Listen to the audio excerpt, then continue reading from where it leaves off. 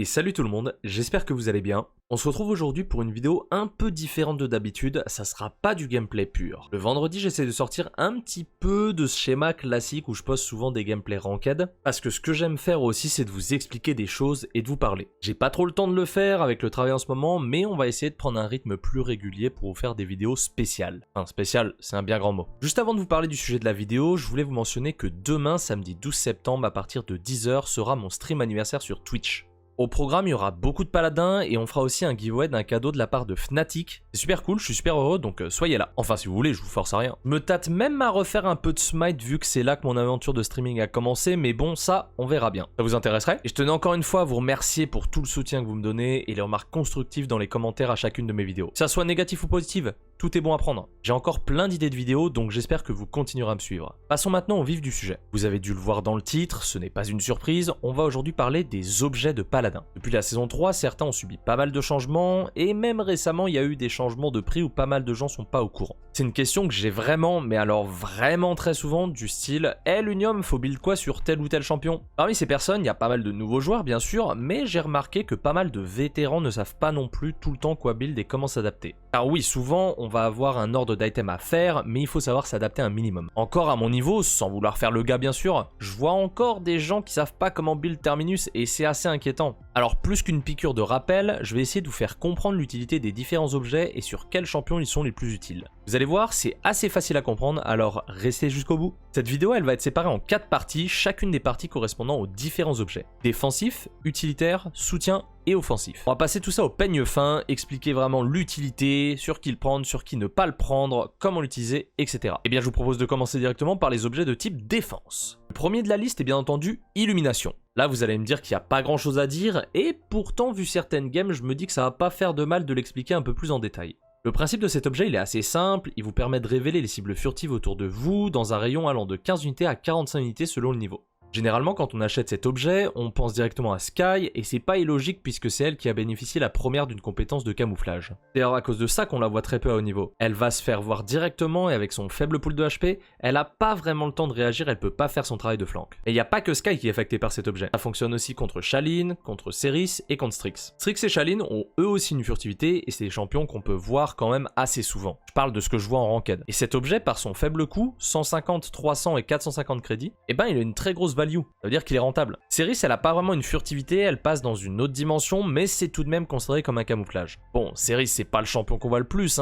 et surtout que si vous êtes attentif, et ben vous pouvez la suivre grâce au son de sa compétence. Assez peu de choses à dire sur Illumination, c'est un objet situationnel, ça rend malheureusement un champion obsolète qui a un très bon concept de base. A noter que cet objet il est plutôt à prendre sur un DPS ou un off-tank, c'est pas vraiment au tank point de s'occuper la plupart du temps. On passe directement à un gros morceau, Résilience. C'est un objet qui a subi pas mal de changements ces derniers temps, mais commençons par expliquer son fonctionnement. Il s'agit d'un objet défensif qui réduit la durée et l'efficacité des contrôles de foule de 20% par an. Donc ça fait 20%, 40%, 60%. Et là, par contrôle de foule, c'est là que ça peut devenir compliqué pour certaines personnes. Généralement, il s'agit de ce qui va être étourdissement, peur, genre un ultimate de Damba, des ralentissements, les étreintes, comme le Void Grip de Genos, et j'en passe. Ça englobe tout ce qui est de près ou de loin quelque chose qui va affecter votre déplacement ou votre vision, comme par exemple le Midnight de Mive ou la Flashbang de Strix. Quelque chose d'important à noter est que même si vous avez Résilience 3, certains CC auront une durée minimum. Le polymorphe de Pipe sera de 2 secondes minimum, le Midnight de Mive sera de 2 secondes minimum, et les bannissements, genre l'ultimate de Atlas, seront de 1 seconde minimum. C'est un objet qui est extrêmement important, voire même impératif dans la plupart des games. Il est très rare qu'il n'y ait pas plusieurs CC dans une équipe, alors ça arrive, mais ça arrive rarement quand même. Donc il va devenir une priorité sur la plupart des champions.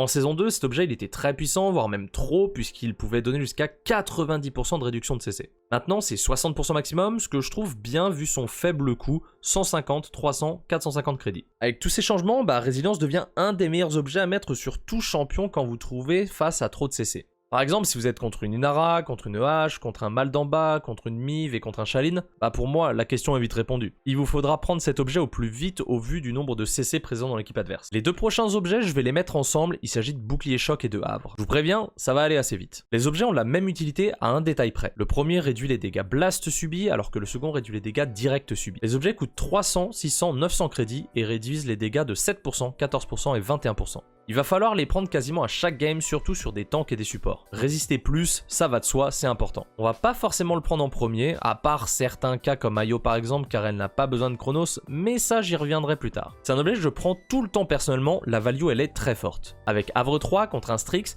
dépendamment de votre champion, il va falloir qu'il vous cale 1 à 2 balles supplémentaires sans que vous vous fassiez soigner pour mourir. Et je peux vous dire qu'on a le temps de faire des choses en 1 ou 2 balles. Rien d'autre à ajouter, on n'aura pas toujours à dire quelque chose sur les différents objets car certains sont assez obvious et ne méritent pas qu'on s'attarde trop sur eux. Excellent item avec beaucoup de value sur les games. La première partie des objets défense est maintenant terminée, on va maintenant partir sur les items utilitaires. Et là je peux vous dire qu'il y a des trucs à dire.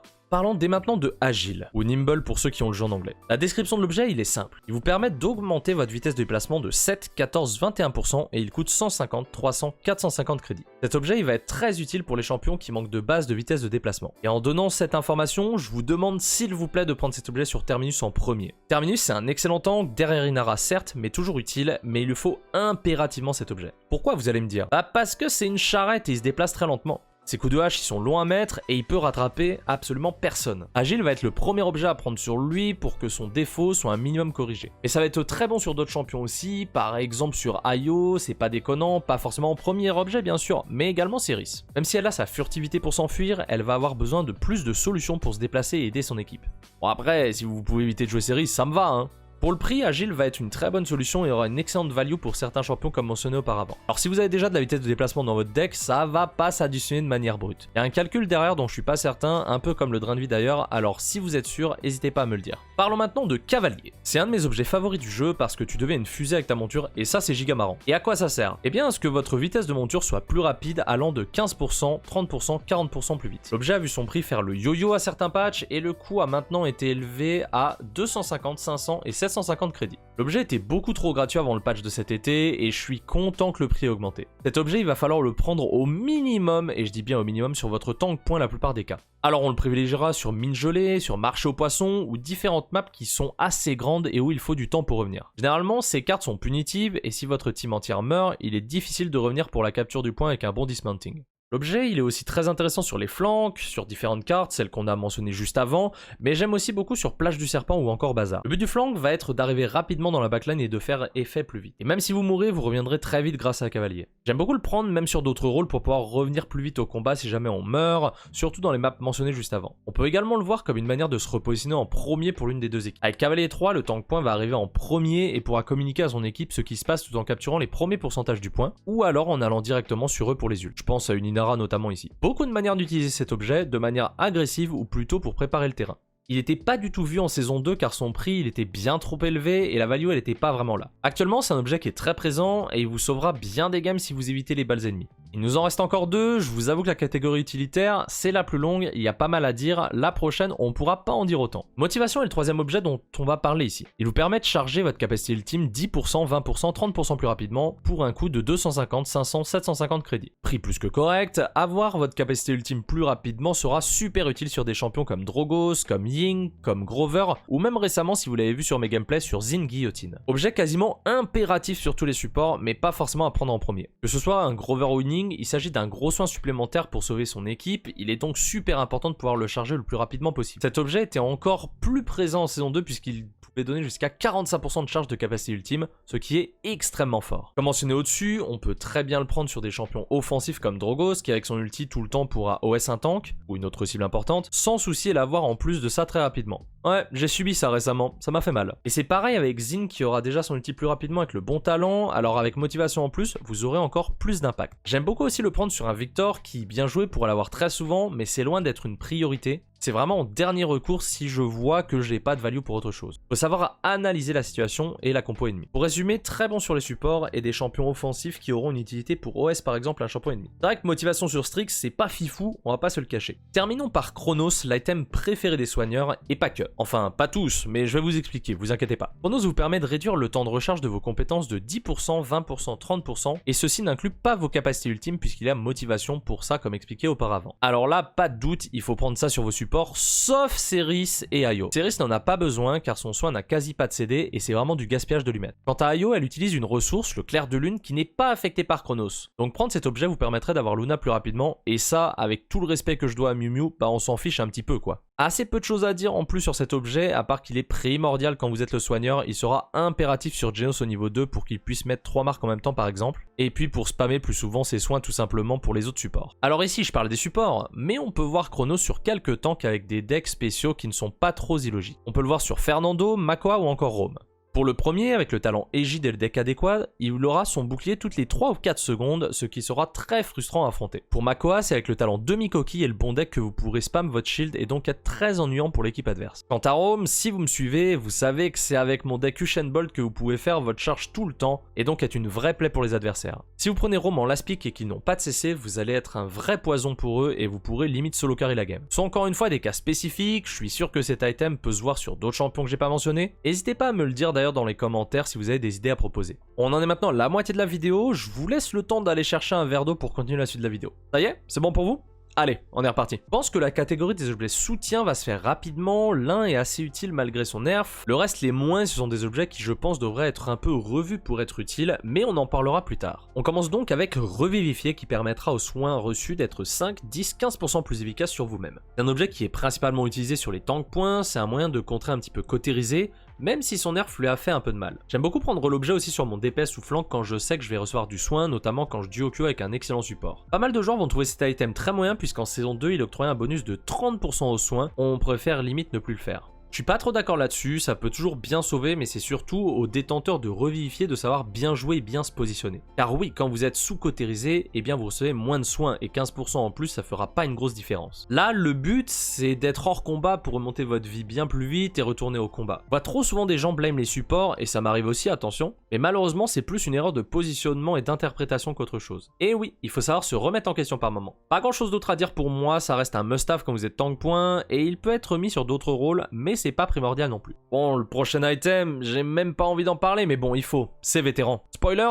c'est naze. Il vous permet de récupérer plus de vie hors combat, mais ça reste quand même pas ouf du tout. Plutôt que d'essayer de le défendre, je pense qu'il serait intéressant de lui proposer un rework complet. J'ai une idée là-dessus. Ça serait en fait de permettre à l'objet de sortir de combat plus rapidement. Parce que là, actuellement, il vous faut 1.5 secondes pour ne plus être sous effet de cautérisé, et réduire ce temps pourrait être assez intéressant. Vous en pensez quoi? Comme je vous ai dit, je vais pas trop m'attarder ici car il y a peu à dire, je pense qu'il faudrait les revoir. Guérison mortelle permettra de vous soigner 300, 600, 900 points de vie après avoir effectué une élimination, ce qui, sur le papier, est plutôt cool. Et ce qui n'est pas dit, c'est que cautérisé est pris en compte, donc si vous avez code 3 sur vous, eh bien vous ne soignerez pas de 900 points de vie, mais bien moins. Bon les matos, je vous laisse faire le calcul. Du coup, ça rend l'objet, surtout en late game, complètement inutile et ça vous gâche un slot d'objet, surtout qu'on ne peut pas vendre dans Paladin. On peut le voir sur certains flanks, la plupart du temps, notamment des Koga Griff combinés à Life Rip, mais ça reste assez situationnel. Life Rip, parlons-en d'ailleurs, cet objet vous permet de gagner un drain de vie en plus de 10 à 30%. Le problème est que la plupart des champions à qui ça pourrait bénéficier, ils possèdent déjà du drain de vie dans leur deck et ça se cumule pas aussi simplement que ça. Par exemple, avec cet objet au niveau 3 donnant 30% de drain de vie et un Victor avec son deck lui donnant 25% de drain de vie,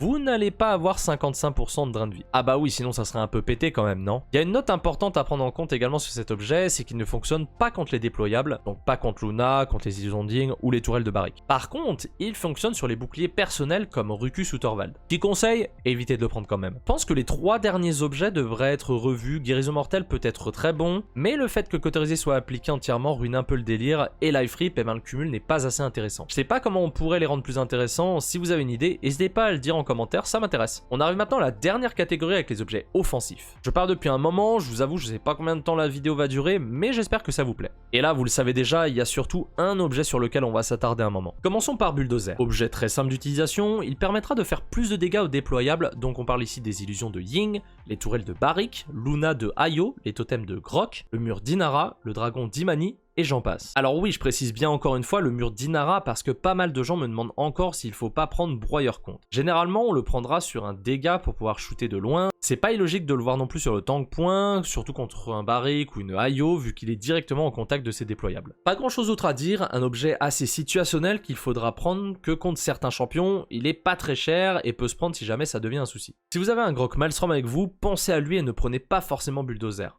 Ah sinon il va pleurer car ses rebonds ne feront pas grand chose. Quoi, ça sent le vécu? Je vois pas de quoi vous voulez parler. Broyeur. Cet objet vous permettra de détruire les boucliers plus rapidement. Quand on parle de bouclier, on parle bien sûr de la barricade de Barrick, le shield de Nando ou de Khan, ou de H, et ce genre de choses. Ça ne marche pas contre Terminus. Contre Terminus, y a rien qui marche d'ailleurs. Faut juste pas le taper. On le prendra généralement sur des champions à burst pour détruire très vite ces 10 boucliers, comme une Viviane ou un Victor par exemple. Généralement, je vous invite à le prendre si en face les deux tanks ont des boucliers, sinon on prendra Cauterizé en priorité. Les shields ont été pas mal nerfs avec les saisons 3, ainsi que Broyeur concernant sa valeur, mais ça change pas grand chose. Donc il faut vraiment qu'il y ait une bonne value pour l'utiliser à bon escient. Par exemple, si vous affrontez Barrick, H et une Viviane, là oui, il va falloir le prendre très vite pour que les boucliers ne soient pas un problème en face. J'aime beaucoup personnellement le prendre sur Willow, sachant qu'elle a déjà sa dead zone, et elle peut détruire les shields assez rapidement avec son talent fleur explosif. Comme pour avant, pas grand chose d'autre à ajouter, item situationnel selon l'équipe adverse. Tour très rapide sur main agile. Cet item sera utilisé uniquement sur quelques champions, sinon ça n'en vaut vraiment pas la peine. Cet objet vous permet de recharger plus rapidement tout simplement. Sur Malnamba, ça va être très intéressant avec sa mécanique de stun sur son serpent rechargement, c'est d'ailleurs sur lui uniquement qu'on le verra les 3/4 du temps. L'autre exemple serait Pip si jamais vous voulez le jouer médecin de bataille, pour qu'il puisse tirer plus sur ses alliés et donc les soigner. Mais bon, malheureusement Pip avec sa grosse tête, il est difficile à sortir, mais ça c'est un autre débat. J'aime beaucoup son kit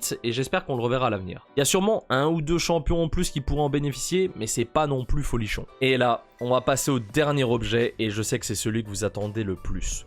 Cauterizé. C'est l'objet qui fait le plus débat ces derniers temps, notamment après le nerf qu'il a subi en début de saison 3, nous emmenant vers une méta qui n'est pas au goût de tous. Petit rappel, même si vous le savez sûrement, mais bon, vu ce que je vois des fois, je suis pas vraiment sûr. Cauterizé vous permet de réduire l'efficacité des soins ennemis de 25, 50, 75% pendant 1.5 secondes. Avant, c'était 30, 60, 90%. L'objet le plus prisé du jeu, l'objet impératif dans chacune des parties. Bon, quand vous affrontez 5 DPS, faut réfléchir, mais c'est rare. Cet objet, il faut le prendre sur vos dégâts, vos flancs et vos tanks. Et même les supports parfois, genre en dernier objet. Pas forcément dans le même ordre, mais 98% du temps, ça sera votre premier objet. 98 parce que je pense à Terminus qui doit prendre Agile en premier. Il faut deny les soins les plus rapidement possible pour gagner, il n'y a pas d'autre chose à faire. Surtout dans une méta comme celle d'actuellement. Certains supports comme Grover par exemple, ils vont être très early, c'est pour ça que Rush Cauterizé 3, et avec son prix qui a baissé, c'est plus simple, et ben c'est super important. J'en profite de parler des objets et surtout de Cauterizé pour vous demander ce que vous pensez de cet objet et de la méta double heal qui s'est installée avec le nerf de Cauterizé. Je sais que pas mal d'entre vous, vous aimez pas du tout, et je peux le concevoir, mais n'hésitez pas à me donner votre point de vue et me dire pourquoi. Pour finir sur Cauterizé, c'est super simple de voir quand vous avez l'effet appliqué sur vous. Vous avez un symbole au milieu de l'écran. Surtout quand vous êtes tank, mais ça s'applique à tout le monde, ayez le réflexe de sortir de combat pendant 1.5 secondes pour recevoir les soins maximum. 1.5 secondes, c'est absolument rien, mais ça les gens ils ont du mal à le comprendre. Alors parfois c'est pas possible, mais je vois plein de gens dans mes games spam le needing alors qu'ils ne sont pas bien positionnés et qu'ils préfèrent se battre avec 200 HP et gueulent plutôt que de patienter et de retourner dans le fight après. C'est une erreur que beaucoup de gens font et continueront à faire, et ça à tout niveau, hein, comme je vous dis je le vois toujours, mais parfois c'est mieux de laisser l'ennemi caper quelques pourcents en plus sur le point et vous de revenir full life. Cauterizé c'est l'objet primordial de Paladin, le plus important et le plus complexe à la fois. Vraiment, prenez-le à chacune de vos games. La vidéo elle touche maintenant à sa fin et j'espère qu'elle vous aura plu. J'ai essayé de vous parler des différents objets, pour certains ça ne servira pas, pour d'autres je pense que ça vous aidera, car j'ai beaucoup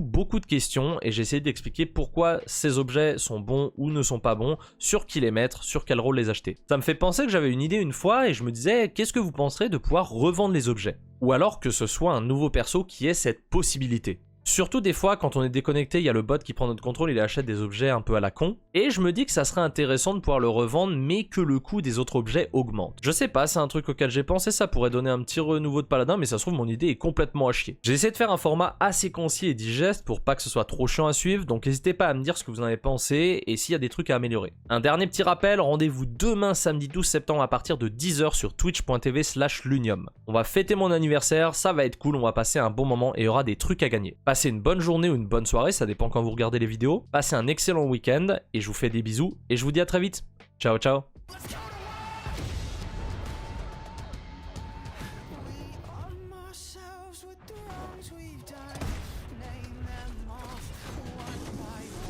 Let's go.